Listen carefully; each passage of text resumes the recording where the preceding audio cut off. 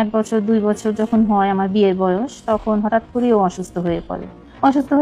পরে ওকে হসপিটালে নেওয়া হয়, ডাক্তার দেখানো হয়, বিভিন্ন চেকআপ করানো হয়, বিভিন্ন হসপিটালে করানো হয়। তো তখন আর কি ওর রিপোর্ট দেখে ডাক্তার বলল যে 2টো কিডনি ড্যামেজ হয়ে গেছে, খুব দ্রুত 6 মাসের মধ্যে ওর ডায়ালাসিস করতে হবে, নয়তো অবস্থা অনেক খারাপ হয়ে যায়। তো তখন হঠাৎ করে ও দিন দিন অসুস্থ হয়ে যেতে থাকে। তো আমি কি করব? ডায়ালাসিসটা আসলে আমি করাতে চাইনি কখনোই, কারণ ডায়ালাসিসটা অনেক কষ্ট, এত কষ্ট যে আমি ওকে কষ্ট দিতে চাইনি কখনো। আমার মাথায় কাজ করলো যে আমার ওকে বাঁচাতেই হবে, সেটা যে কোনো মূল্যেই হোক। আমি কিভাবে বাঁচাতে পারি?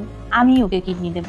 আমি ওকে বললাম যে তুমি কোনো চিন্তা করো না, আমি তো তোমার পাশে আছি, আমি তোমাকে বাঁচাবো। প্রত্যেকটা টেস্ট অবশ্য অনেক কষ্টদায়ক।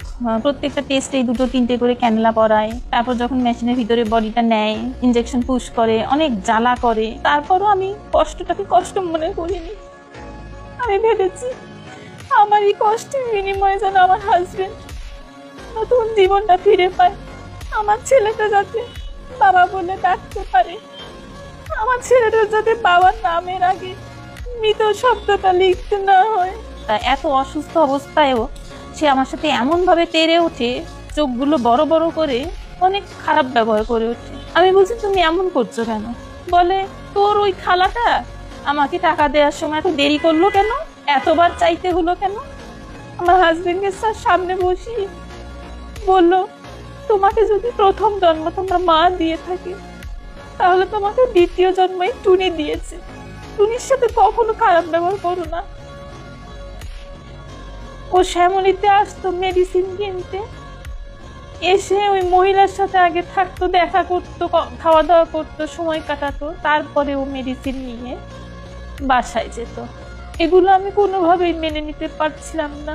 আমি আসলে এত বড় একটা স্বীকার করেছিলাম, ওর কাছ থেকে একটু ভালোবাসা পাবো আর একটু ভালো ব্যবহার পাবো, এই আশায়।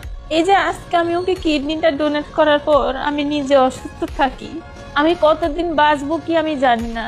আমাকে দেখে যেন 10টা মেয়ে শেখে যে না, এই দুনিয়াতে নিজেকে সবার আগে ভালোবাসতে হয়, তারপরে অন্য কাউকে।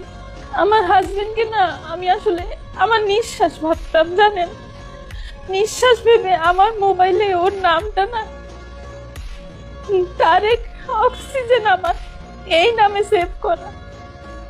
তার বিনিময়ে আমি যেটা পেয়েছি, আমি এটার বিচার চাই। প্লিজ আপনারা আমাকে একটু হেল্প করেন।